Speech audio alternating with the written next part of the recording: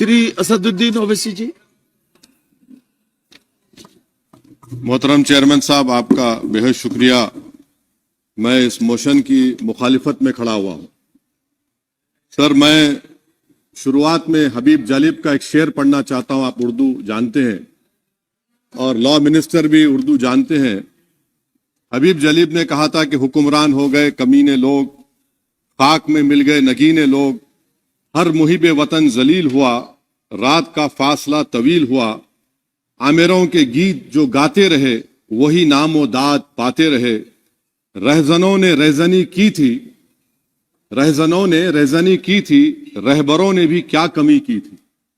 Sir, मैं अभी सुन रहा था हमारे शिंदे ग्रुप के शिवसेना के पार्टी लीडर अपनी तकरीर कह रहे थे। कहा कि 6 दिसंबर में जब बाबरी मस्जिद को शहीद किया जा रहा था तो उस वक्त के वजीर आजम नरसिम्हा राव पूजा कर रहे थे। आप ही ने कहा और कहा कि वो डिस्टर्ब नहीं करना।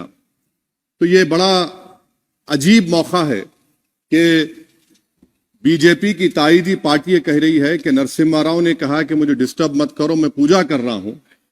और जिसने रथ यात्रा निकाला, इन दोनों को मोदी सरकार ने इस मुल्क का सबसे बड़ा सिविलियन अवार्ड दे दिया, सबसे बड़ा सिविलियन अवार्ड दे दिया। तो ये बताता है कि इंसाफ जिंदा है या जुल्म को बरकरार रखा जा रहा है। तीसरी बात यह है कि सर, इस ऐवान में सियासी पार्टियां आएंगी चले जाएंगी। आप आए, मैं आया, हम भी चले जाएंगे। मैं जमीन की गिजा बन जाऊंगा, यह ऐवान तो बाकी रहेगा। मगर सर, मैं ताजुब कर रहा हूं कि लोकसभा मुख्तलिफ आवाजों में कैसे बोल सकता है।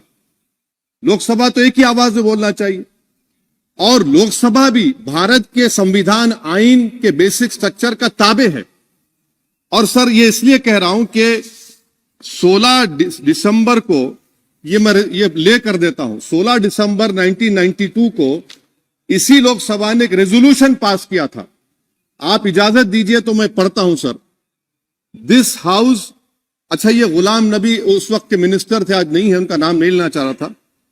This house strongly and unequivocally condemns the desecration and demolition of the Babri Masjid at Ayodhya by and at the instigation of forces represented among others by VHP, RSS and the Bajrang Dal, which has caused communal violence in the country. Such act of vandalism was carried out not only in violation of order of Supreme Court, but amounted to an attack on the secular foundations of our country. This House expresses anguish at the happenings and wishes to reiterate its resolve that it will ceaselessly endeavor to uphold the secular and democratic traditions of our country and for the maintenance of rule of law. और एक paragraph मैं नहीं पढ़ूंगा।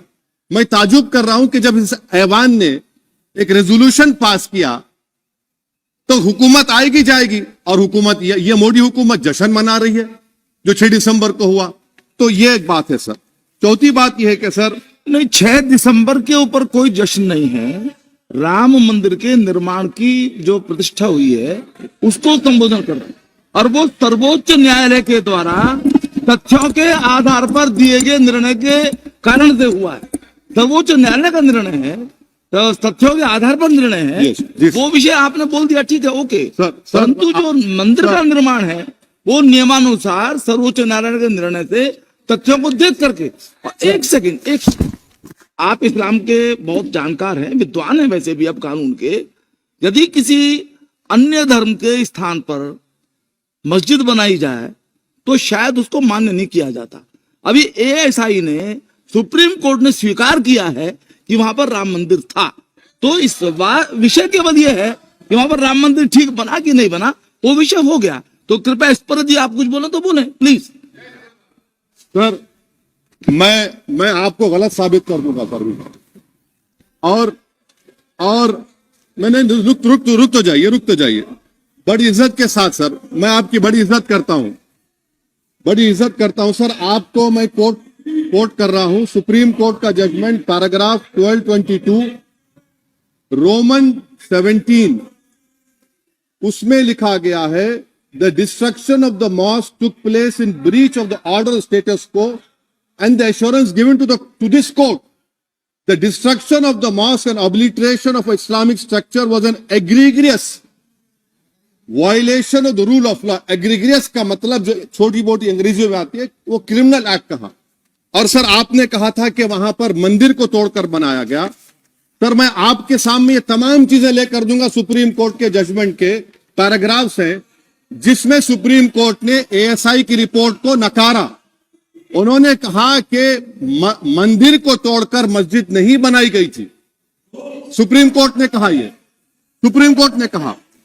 अब और मैं रख दूंगा, आप पढ़ लीजिए, आप पढ़ लीजिए। अच्छा सर मैं अपनी तकरीर पर आ जाता हूं, मैं अपनी तकरीर पर आ जाता हूं सर। तो मैं अपनी बात कर देता हूं सर।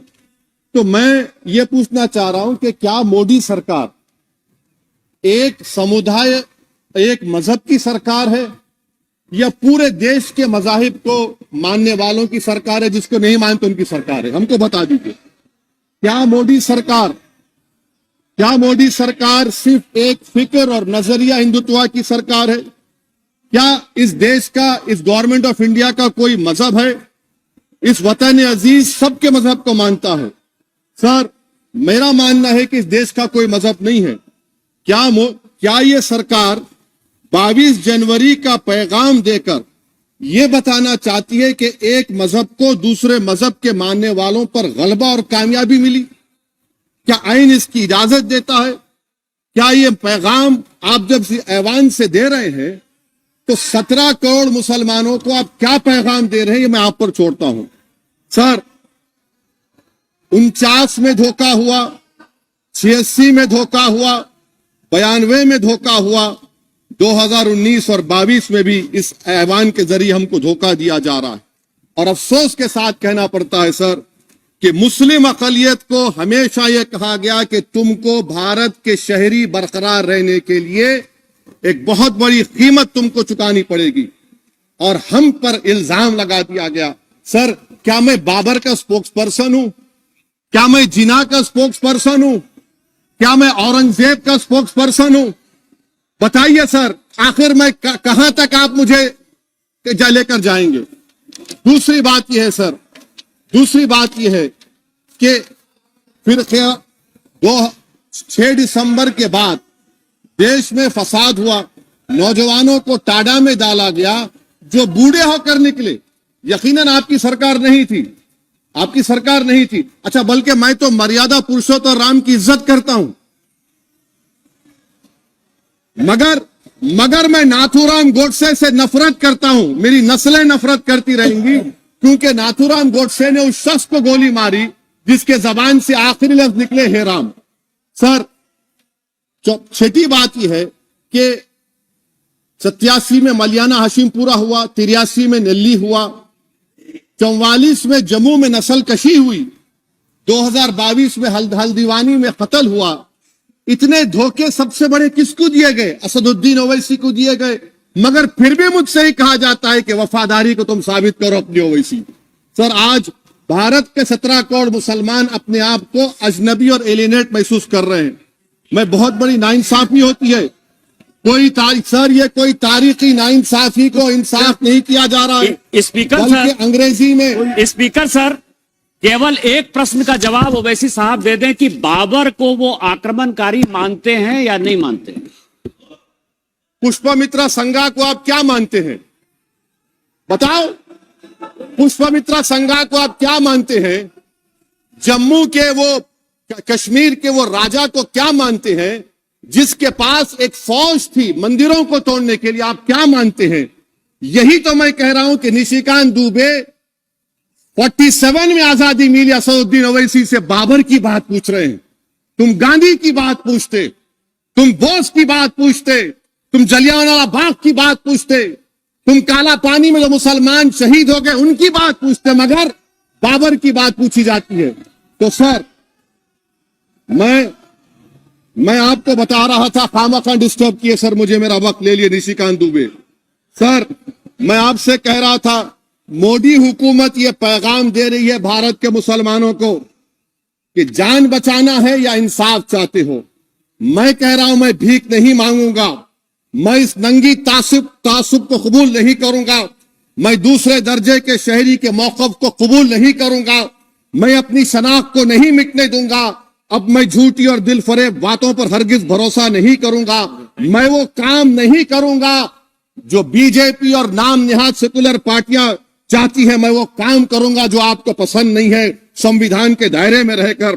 सर, कंक्लूजन में मैं आपको बताना चाहता हूं कि आज इस देश को किसकी जरूरत है। इस देश को अयोध्या में, तारीख शायद नहीं पढ़ते होंगे, मौलाना अमीर अली कौन थे, पुजारी बाबा रामचरण दास कौन थे, अयोध्या के पुजारी थे। दोनों ने मिलकर अंग्रेजों के खिलाफ जंग लड़ी थी और दोनों ने, अंग्रेजों ने इनको गिरफ्तार किया और एक पेड़ पर मौलाना अमीर अली को और पुजारी रामचरण दास को फांसी दे दी गई। देश को इनकी जरूरत है। देश को शंभू प्रसाद, अचन खां, ये राजा देवी बख्श सिंह के फौज में थे, अंग्रेजों से मुकाबला किया। मुसलमान की लाश को जला दिया गया और शंभू प्रसाद को दफना दिया गया।